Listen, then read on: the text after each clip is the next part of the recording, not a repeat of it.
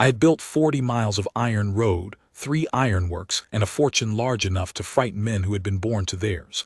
And I had done it by believing one thing above all others, that a number does not lie. Men lie. A man will smile and take your hand and sell you rotten timber for sound. But a figure set down in a ledger is either right or it is wrong, and if you are patient enough and cold enough, you can always find out which. I trusted numbers the way other men trusted God, and I trusted people not at all, and I told myself this made me wise. It made me lonely. I only learned the difference the autumn the Skelder Viaduct nearly killed me. The autumn I discovered that the surest figures I owned had been set right, night after night, in a hand I had never once thought to look for. She was in the room the whole time. That is the part I cannot forgive myself. She was in the room the whole time. Let me tell it as it happened, from the first of it, so you will see how a clever man can be a fool for years and never feel the draft. My name is Adrian Thorne, and I am the Duke of Ravenscar, though I was not born to it and never learned to wear it easily. My father held the title and little else, a great damp house, a mountain of debt, and a contempt for trade that he clung to more tightly the poorer he grew. I disappointed him early. I went down to the ironworks at Skelder when I was 17 and asked the foreman to teach me the furnaces, and I came home black to the elbow, and my father did not speak to me for a month. By the time the title fell to me, I had already made it worthless as a claim upon anyone's respect and priceless as a name to stamp on a bank draft. They called me the Iron Duke in the papers, and meant it as a sneer, and I took it as a compliment and had it engraved. That tells you the whole of what I was. The great work of my life was the viaduct. If you have not seen the Rivelin Gorge, you will not understand what it asked of us. The river runs at the bottom of a cleft 200 feet deep, and the moors climb away on either side, and to carry my railway across it, we had to fling a bridge of 19 stone arches from lip to lip, a thing so tall that the men at the bottom looked like beetles and the men at the top prayed. Every duke before me had said it could not be done, and had sent his coal the long way round, 40 miles, and lost the trade to the south. I had said it would be done, and I had put the whole weight of my name and half my fortune behind the saying, and for 3 years the piers had risen out of the gorge like the ribs of some drowned cathedral, and every man in the north had an opinion about whether they would stand. To build it I employed the finest engineering firm in the county, the House of Locke, or rather I employed what remained of it. Josiah Locke had been the great man. I had met him twice, an old gruff genius with ink to the wrist, and a way of looking at a hillside as if he could see the water moving under it. But Josiah Locke was 3 years dead when my story begins, and the firm had passed to his former pupil, a smooth, sandy, capable man named Silas Crane. Crane wore good coats and spoke well before the shareholders and knew exactly when to laugh at a duke's poor joke, and I confess I found him restful. He never told me a thing was impossible. He always told me the figures held.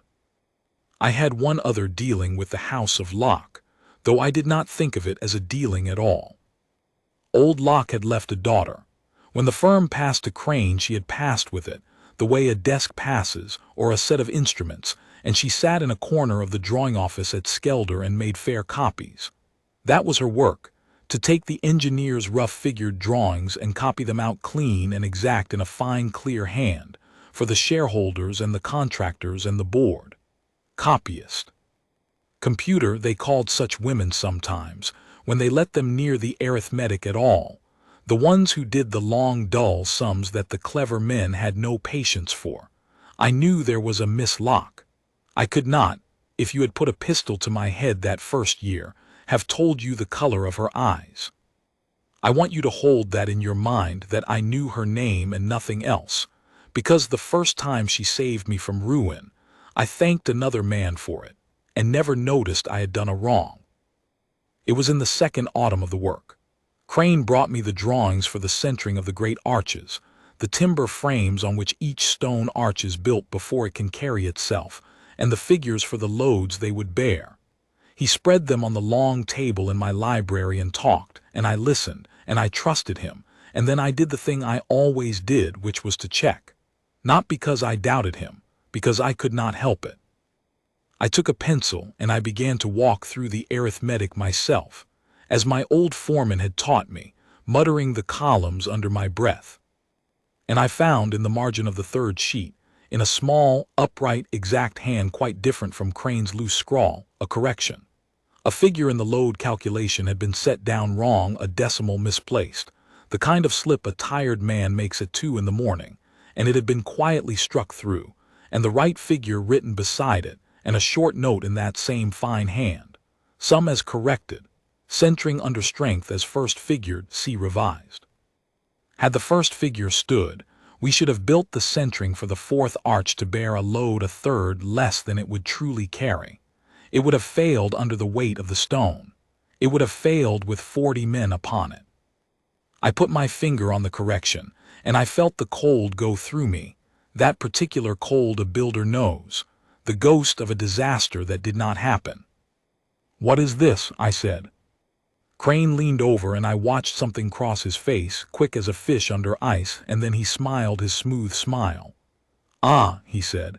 "Yes, a slip, caught in the checking. We check everything twice at lock, your grace. It is why you employ us. You caught it yourself." "We are very careful," he said, which I noticed even then was not the same as yes. But I was a man who liked a careful engineer, and I let it pass, and I shook his hand, and I told him I was glad to employ a firm that checked its own work. I never asked whose hand had written the correction. It did not occur to me that it mattered whose hand. A figure is either right or it is wrong. I have told you that was my whole religion. I did not yet understand that a figure does not correct itself, that behind every right number in this world there is a mind that made it right, and that the mind is the thing, and the mind can be sitting in the corner of your own drawing office copying fair, while you shake the wrong man's hand. So the work went on, and the piers rose, and the autumn of which I truly mean to tell you came round at last. The third autumn, the year we were to close the arches and carry the road across and open the line before the frost. And that autumn the gorge began to fight us. It began with the rain. It rained as I have not seen it rain before or since, 3 weeks of it, the moors sodden black, the rivulet come up brown and roaring at the bottom of the gorge, until you could hear it from the top like a beast in a pit. And in the middle of it, on a gray streaming morning, my resident engineer sent a boy on a lathered horse to the great house to say that the 7th pier had moved.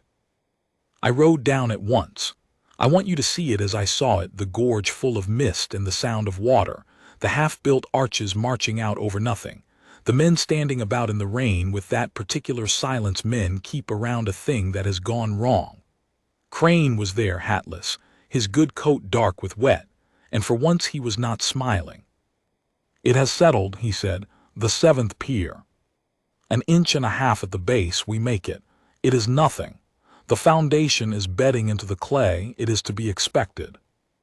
1.5 inches is not nothing when there are 1,200 tons of stone standing on it," I said. "Show me your figures." He showed me his figures. They're in the site office with the rain hammering the window, and his figures said the pier was sound, that the settlement was ordinary, that the clay beneath would carry the load, that we might close the arches on either side of it within the month as planned. And I read his figures, and I could not have told you what was wrong with them, but something in me, the cold thing, the builder's ghost, would not lie down. It is difficult to explain to a man who has never done it. You work with figures long enough, and you develop a sense below the reasoning, a smell almost, and Crane's figures smelt wrong to me, the way a room smells wrong when a fire is smoldering somewhere behind the wall. "Leave the sheets with me," I said. "Your Grace, there is truly no cause." "Leave the sheets with me, Crane." He left them, and that night I sat down alone in my library with the whole calculation for the 7th pier, and I began, as I always did, to walk through it myself. I worked until the candles guttered, and near the bottom of it, in that small, upright, exact hand I had seen once before and forgotten, I found the corrections again. They were everywhere once I looked. Not struck through blunders this time. Crane's figures were not wrong in the schoolboy way.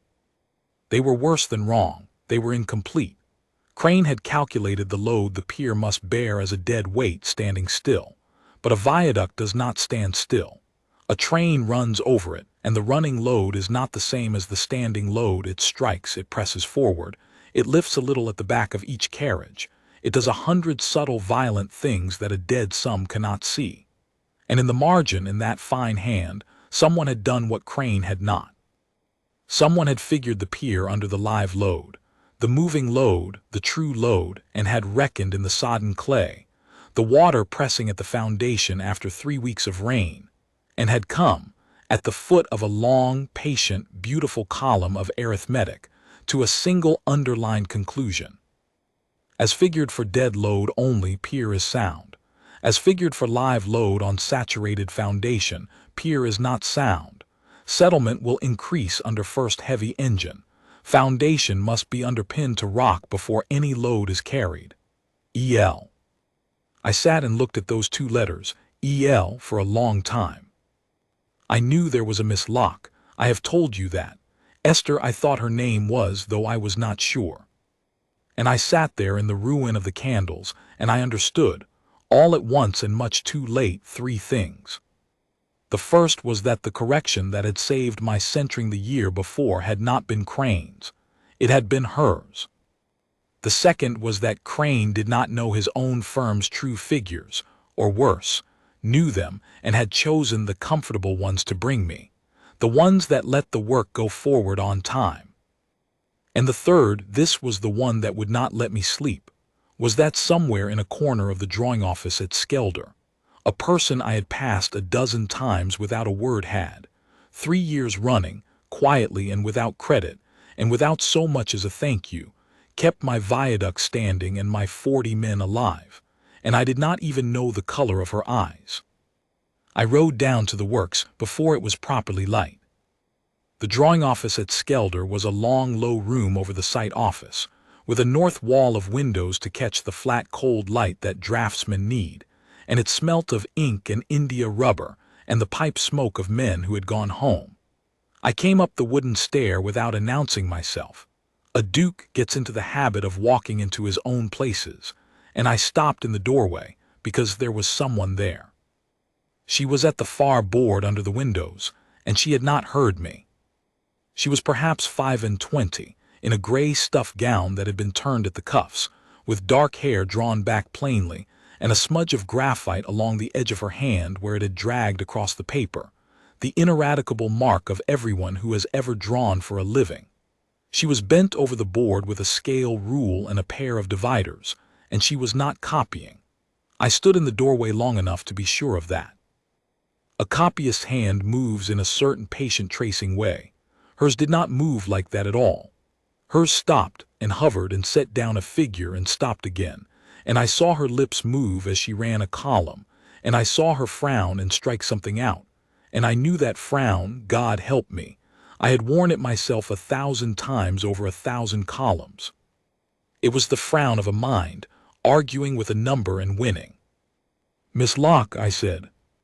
She came up out of the drawing so fast she near upset the ink, and she stood, and she put her graphited hand behind her back like a child caught, and she looked at me, and there at last, after 3 years, I saw the color of her eyes. They were gray, a clear, steady, rain-washed gray, and they were frightened, and they were also, under the fright, quite unbowed, which I had not expected and did not know yet how to name. "Your Grace," she said, "Mr. Crane is not yet come, if you wish." I did not come for Mr. Crane. I crossed the room to her board. She stepped back to let me, and I looked down at what she had been working, and it was the 7th pier.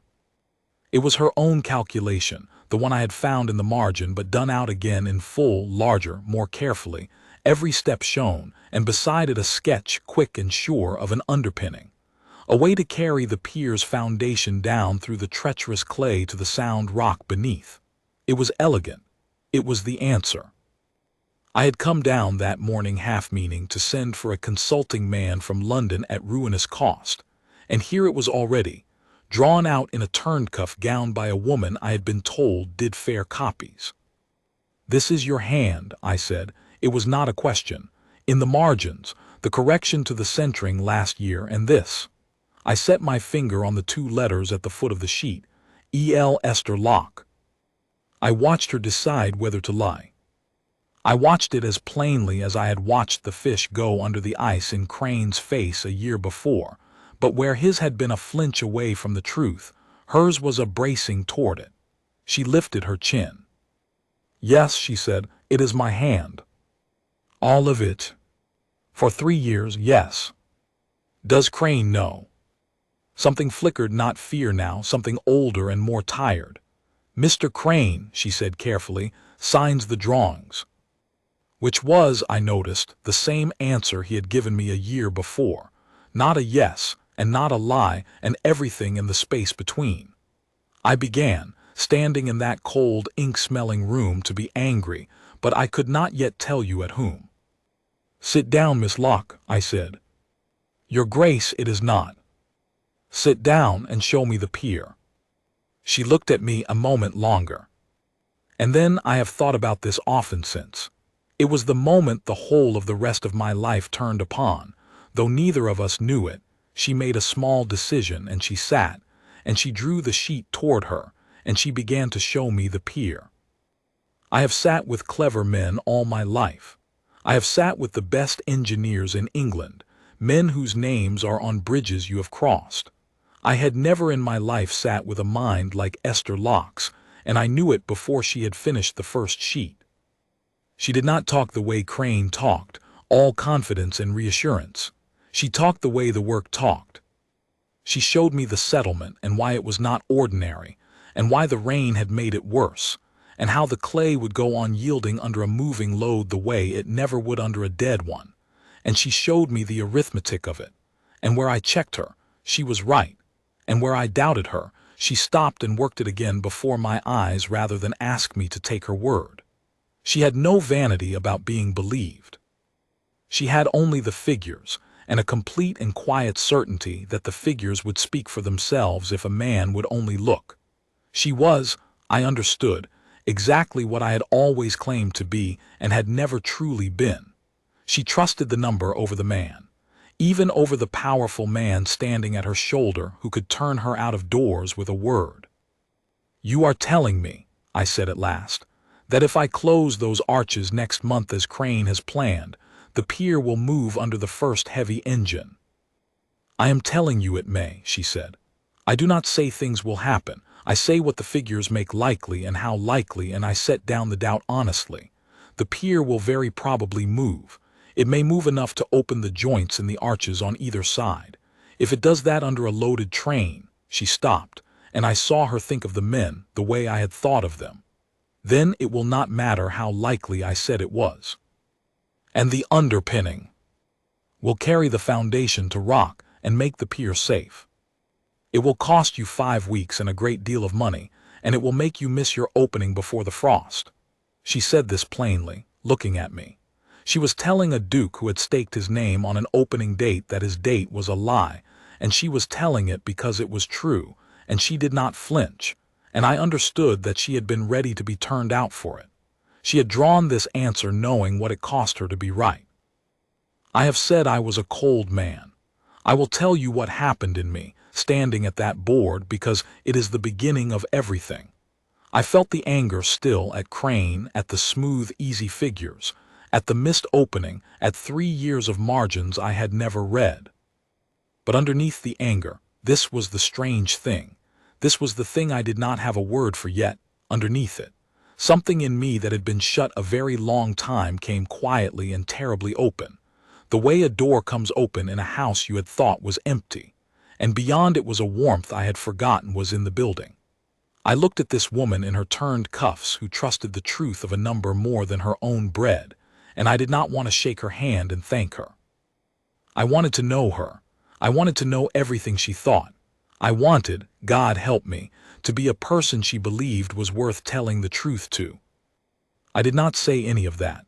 I was 50 times too proud and 40 years too late to have learned how. What I said was, "You will do the underpinning." She blinked. Your Grace, Mr. Crane is the engineer. I copy. I know what you have been told you do, I said. I am telling you what you will do. You will design the underpinning, and you will figure the pier, and you will figure every pier and every arch, and you will bring the figures to me, Miss Locke, not to Crane, and I will build exactly what your figures tell me to build. And we will miss the frost, and we will open in the spring, and the viaduct will stand for 200 years, because it will have been figured by the only person at Skelder who has been telling me the truth. She stared at me. And then I will remember it if I forget my own name. The fright went out of her gray eyes, and something came up in its place that I can only call joy, though it was a fierce and disbelieving joy, the joy of a person who has been given, without warning, the one thing they had stopped letting themselves want. For 3 years she had done the finest work of any mind in that county and watched another man sign it, and she had swallowed it and swallowed it. And now, a duke had walked into her cold little room at daybreak and told her to put down her copying and build his bridge. You will let me figure it, she said, as if to be sure she had heard. I will let no one else. And when Mr. Crane, I said, and I will have a conversation. It will not be the sort of conversation he enjoys, but I will not have him in that conversation until your underpinning is drawn, because I want the truth built first and the reckoning made after. The bridge before the pride. Do you understand me? Yes, she said, and then quietly in a different voice, one I had not heard from her yet, a warmer voice, almost a wondering one. My father built the bridge before the pride, every time. He used to say the river does not care whose name is on the drawing. I thought I was the only one left who. She stopped and looked down, and I saw her hand tighten on the scale rule, and I understood that I had, without meaning to, said her father's own creed back to her, and that it had gone into her like light into a shut room. I met your father twice, I said. I did not know him, I wish I had, but I begin to think, and here I was more honest than I had ever been with a living soul, and I did not fully know why. That I have been looking for a mind like his for 20 years, and paying good money to men who had not got it, and never once thought to look in the corner of my own drawing office for the person who did. The color came up in her face, and she did not answer, and neither of us knew where to put what had just been said, and so we did the only thing two people of that kind can do with a feeling too large for the moment. We bent our heads together over the 7th pier, and we went to work. I stayed at Skelder until dark. I sent word to the great house that I was detained on the works, which was true, and I did not send word that I had spent the whole day standing at a copyist's board, learning more about my own bridge than I had learned in 3 years, because there was no word for that yet that I was willing to say aloud. I told myself it was the work. A man tells himself a great many things. The reckoning with Crane came 4 days later, and it did not go as he expected, because he expected it to be about money, and it was about the truth. He came up to the great house full of himself, having heard, the works is a village, everything is heard, that the Duke had ordered an underpinning of the 7th pier and pushed the opening to the spring, and he came prepared to defend his figures and to be, I think, magnificently reasonable about the whole thing, and to smile me back round to his side. He had done it before. He was very good at it. I let him talk. I have found it is often the kindest and the most terrible thing you can do to a man, to let him talk all the way to the bottom of himself.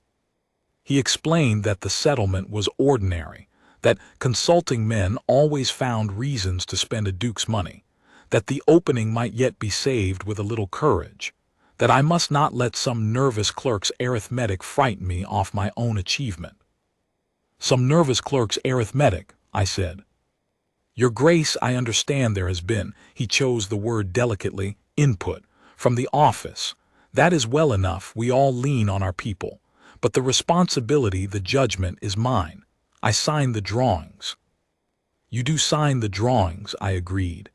Tell me, Crane, the correction to the centering of the 4th arch last autumn, the decimal, the understrength timber that would have failed under the stone. Did you catch that? I watched him decide, exactly as I had watched her decide, and where she had braced toward the truth, he stepped smoothly around it. We caught it in the checking, as I told you. I let the word sit. And the live load calculation on the 7th pier, the one that showed the pier unsafe under a moving train on wet clay, the one your own figures missed entirely. Did we catch that as well? He said nothing, and in the nothing I had my answer, and so, I think, did he understood, watching my face, that I already knew, and that there was no smiling out of it. I'm not going to shout at you, Crane, I said, and I meant it, because I had thought long about how to do this thing and I did not want to do it cruelly.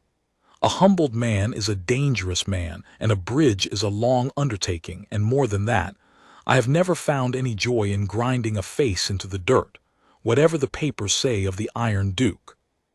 I am going to tell you what is going to happen, and you are going to be sensible, because you are a sensible man, which has always been both your best quality and your worst. The House of Locke will continue to build my viaduct. You will remain its head and its face before the board, because the board is a pack of nervous old men who would faint to learn a woman had figured their bridge, and I have not the patience to nurse them through it in the middle of a job. You will keep your name on the door. In return, you will do 3 things. You will do exactly what her figures tell you and nothing else. You will never again bring me a comfortable number in place of a true one, because I will check it, and I will find you out, as I have found you out now. And you will treat Miss Locke from this hour as what she is, the finest engineer in this county and the one keeping you in your good coat, with the respect that is owed her, in private and in the office, or I will have this conversation again, and it will have a different ending. He was pale. Your Grace, if it is known that it will not be known yet by the board because I have said so. It is known by me, and someday, I did not fully know I meant it until I said it. It will be known by everyone because I do not intend to let the best mind I have ever employed spend her life in a margin. But that is my affair and hers and not yours. Your affair is to be grateful, Crane, that I value a standing bridge more than my satisfaction. Because if I did not, you would leave this house without a firm. He was a sensible man. He was grateful. He hated me a little and he hated her more, in the way small men hate the thing that measures them and finds them wanting. But he was sensible, and he did as he was told, and I kept my eye on him, and the underpinning went forward. That, you would think, is the whole of the hidden talent tale. The mind found out, the credit taker checked, the truth set to build the bridge. And so it was. But I have not told you the true story, because the true story is not what happened to the bridge. It is what happened to me. And what happened to me happened at the drawing board, night after night, all through that long dark winter of the underpinning, and its name was Esther Locke. For it fell out, once I had ordered that her figures come to me and to me alone, that I saw her nearly every day. I made a reason of the bridge. I told myself and told her, and told my astonished household, that a work of this danger required the personal attention of the man whose name was on it, and that I would therefore review the figures each day myself. And so each afternoon, as the early dark came down over the moors, I rode to Skelder, or in the worst weather I had her brought up to the great house under the chaperonage of my old housekeeper, Mrs. Pauncey, who watched the whole business unfold with a shrewd eye and said nothing and missed nothing. And we sat at the long table in my library where I had first found her hand in the margin, and we worked. And I began to fall in love with her the way a bridge is built, one careful course of stone at a time, so slowly that on no single day could you have said now it stands, and yet at the end there it was, spanning a gulf I had thought could never be crossed, and carrying, God help me, the whole weight of my life. I loved her mind first, because it was the door she had left open. I would set a difficulty before her, a real one, a knot in the arithmetic of the arches that had cost me a sleepless week, and I would watch her take it up and turn it in the light of her intelligence, and I would forget entirely to be a duke. We argued. That was the wonder of it. No one had argued with me in 15 years. My engineers agreed with me and my servants obeyed me and the board flattered me. And Esther Locke looked at my proposal for the parapet loading and said, "No, Your Grace, that is wrong, and I will show you why," and showed me why and was right, and did not care in the least that I was the richest and most feared man in 3 counties, because a number is either right or it is wrong, and my dukedom did not enter into it. I had spent my whole life saying I believed that. She was the first person I ever met who believed it more than I did, and who applied it terrifyingly to me. I loved next her honesty about the doubt. This is a thing only another builder will understand. A lesser mind gives you certainty and is often wrong. A clever man gives you certainty and is sometimes wrong. Esther gave you the exact size of what she did not know. The rock is probably at this depth, she would say, but the borings are few, and if it is deeper the cost rises so, and here is what we do if it is deeper. She built a place for the truth to be worse than she hoped, always, and left the door of it open. And I came to trust that honesty the way I had once wanted to trust a figure completely, and with rest. To be near a person who will tell you the true size of the danger, and not the comfortable size, is a kind of peace I had not known since my old foreman died. I had been so alone inside my cleverness. She was the first roof I had ever stood under.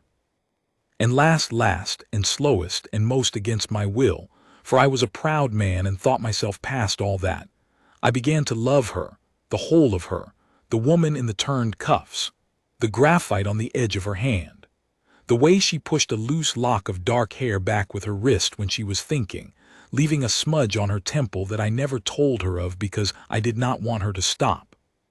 The rare sudden warmth of her laugh, which I learned I would work absurdly hard to earn.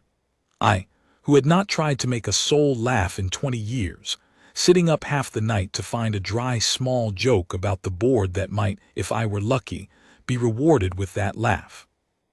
The evening she came up to the great house through a snowstorm, half frozen, and I put her by the great fire in the library and gave her my own coat about her shoulders before I knew I had risen from my chair, and she looked up at me over the collar of it with her clear gray eyes, and the whole cold architecture of my life shifted on its foundation like the 7th pier, and settled somewhere new. Nothing was said, you must understand that. I was her employer, and she was a woman without protection or fortune in my power, and I would have cut off my hand before I used the one to trespass on the other. Whatever else the Iron Duke was, he was not a man who took what was not freely given, and least of all from someone who could not say no without losing her bread.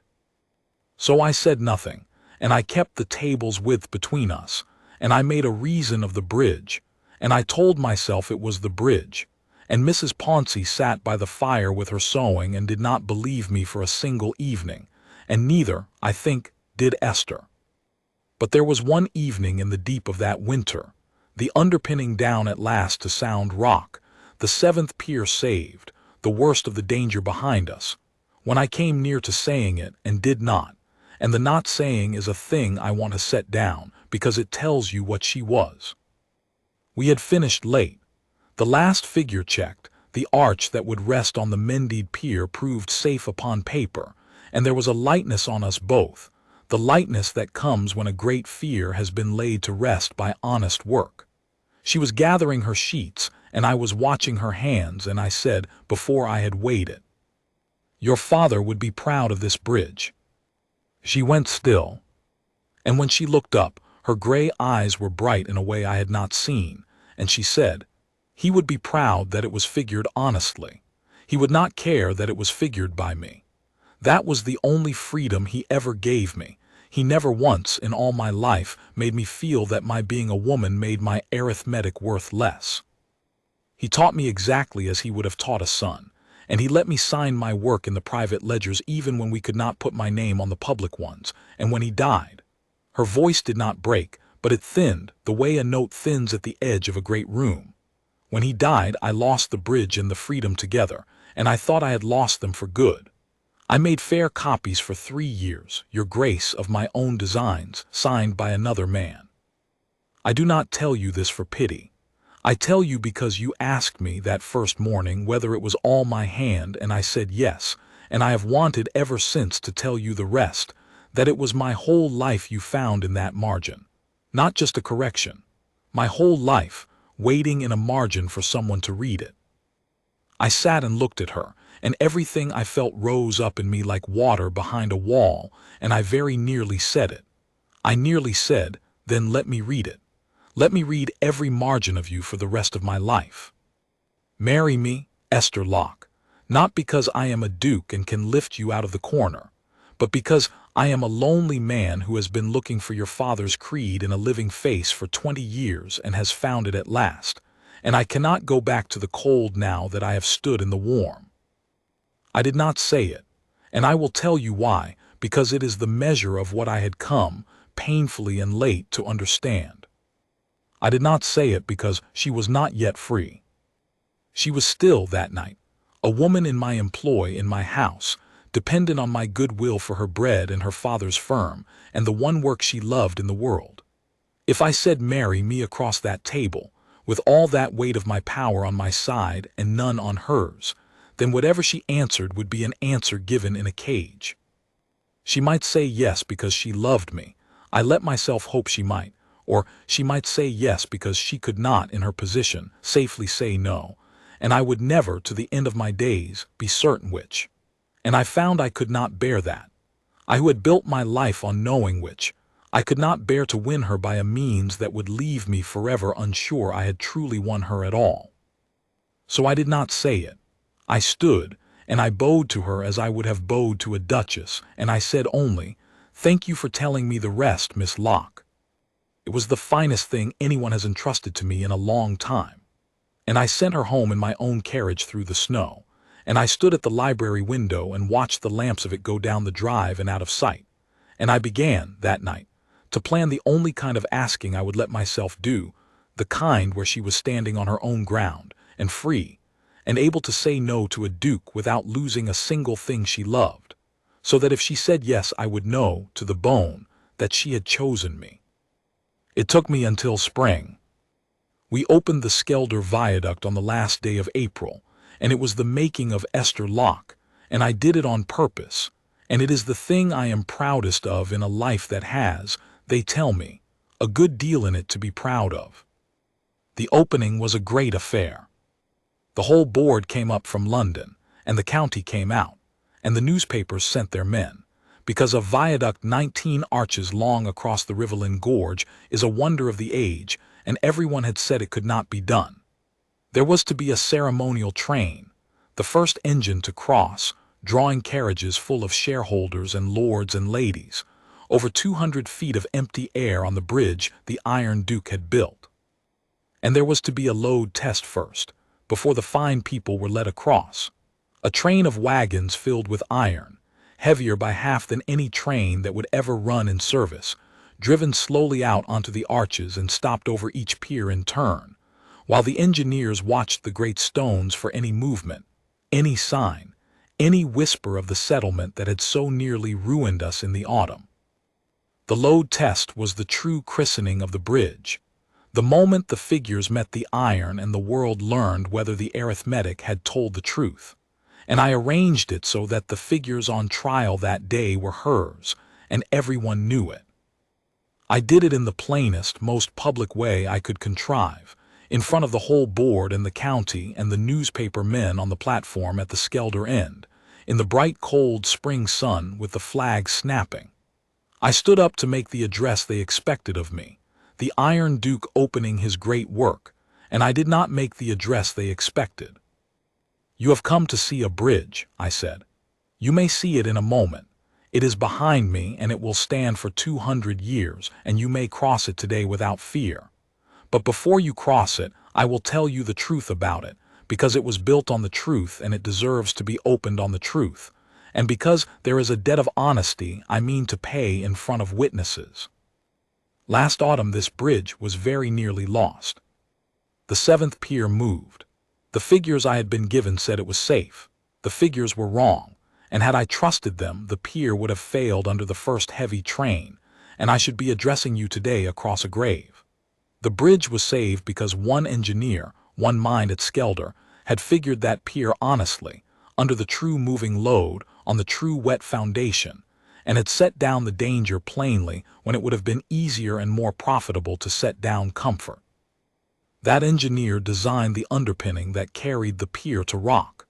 That engineer has figured every arch and every stone you will cross today. And that engineer, I turned, and I held out my hand toward her where she stood at the edge of the platform in a new gray gown, no longer turned at the cuffs, her gray eyes very wide, Crane a pace behind her and to his credit and his own astonishment not moving to intervene. Is Miss Esther Locke, the daughter of Josiah Locke, and the finest engineer I have employed in 20 years of building. The name on your bridge is mine. The truth of it is hers. I will not open it under any name but the right one. There was a silence you could have carried stone across. And then the load test began, because I had timed it so, and every eye that had swung to her swung back to the bridge, because now the whole crowd knew whose figures were about to be tried, and the trial was hers as much as the bridge's, and if the pier moved that day, it would move under her name in front of the London board and the newspaper men, and she had let me do it, because she trusted the figures more than she feared the fall. I have built a great many things and felt a great many fears, and I have never known anything like the slow minutes of that load test. The iron train came out onto the arches, heavier than any train would ever be, and crept from pier to pier, and at each pier it stopped, and the engineers laid their instruments against the great stones and watched for the smallest movement, and the crowd held its breath, and I did not watch the bridge at all. I watched her. I watched Esther Locke stand on that platform with her whole life on trial in the iron and the arithmetic, still and pale and unbowed, her chin up, her clear gray eyes on the seventh pier, the pier she had saved, as the heaviest load ever to cross it came slowly, slowly to rest upon it. And it did not move. Not a hair, not a whisper. The instruments lay against the stone and reported nothing, because there was nothing to report, because she had figured it true, and the truth held, the way the truth holds when at last you have been brave enough to build on it. The chief of the board's own engineers straightened up from the seventh pier and turned to the crowd and lifted his hat, which is the old signal, the one that means sound, and the county let out a roar you could hear at the bottom of the gorge over the river, and the flags cracked in the wind, and somewhere a band that had been holding its breath along with everyone else struck up, badly and joyfully, and the Skelder Viaduct was open, and it had been proved on Esther Locke's figures before the whole world, under her own name in the sun.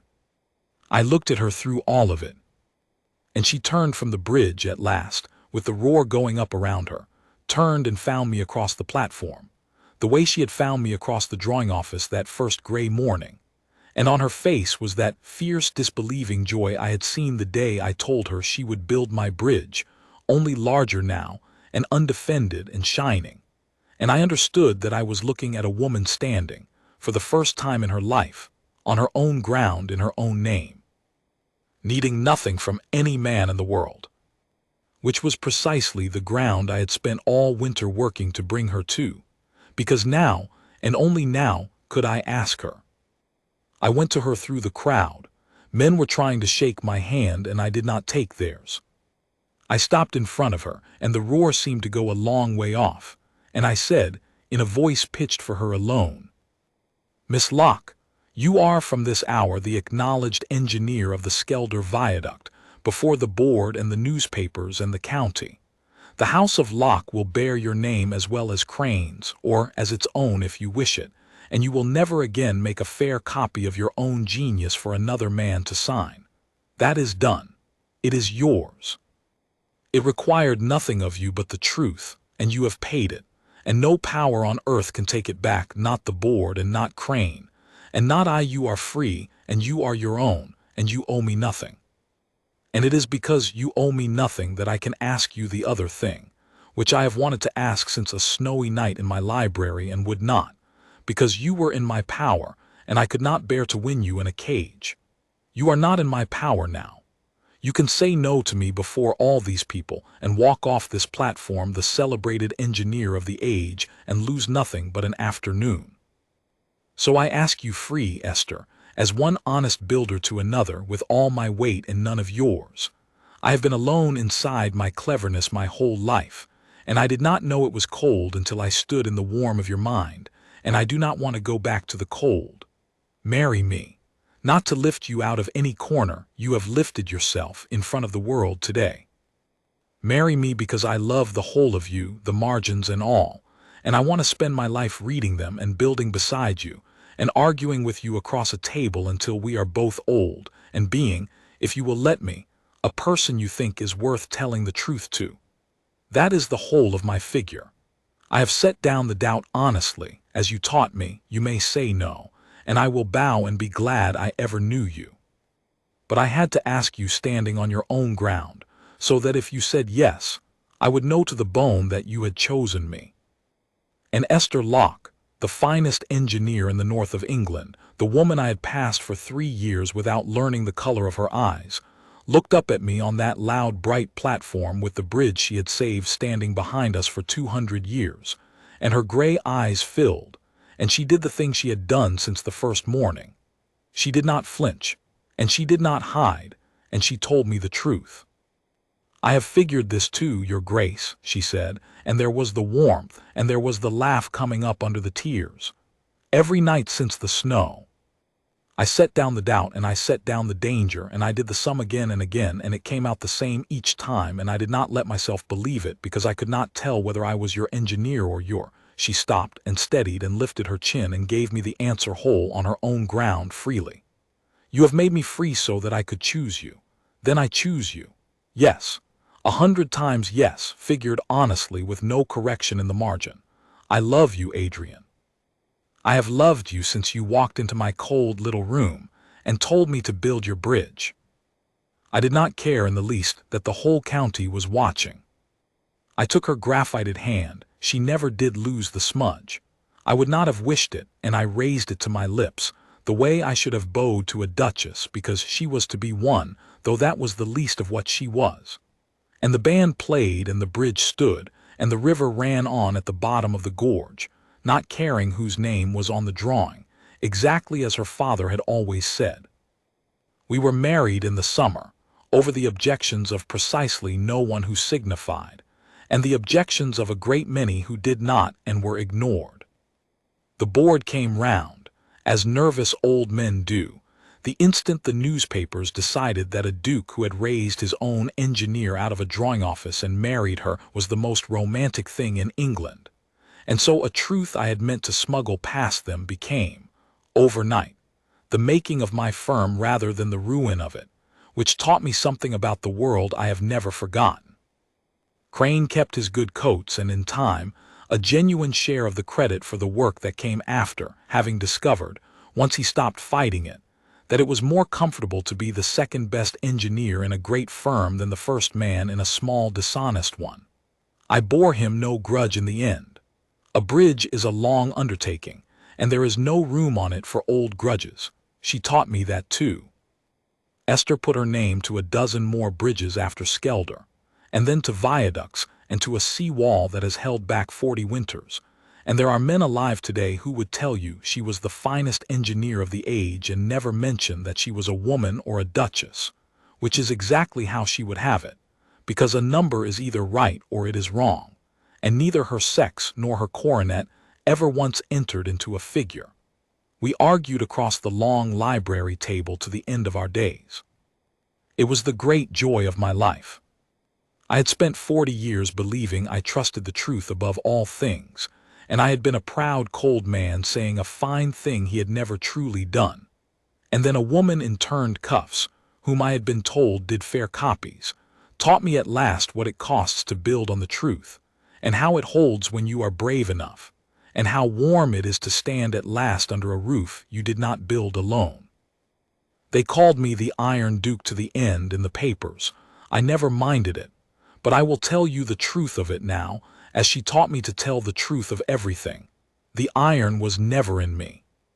It was in her, in the unbending honesty of a mind that would not sign a comfortable lie, that set down the danger plainly when comfort was easier, that trusted the figure over the powerful man at her shoulder, even when the powerful man could turn her out of doors.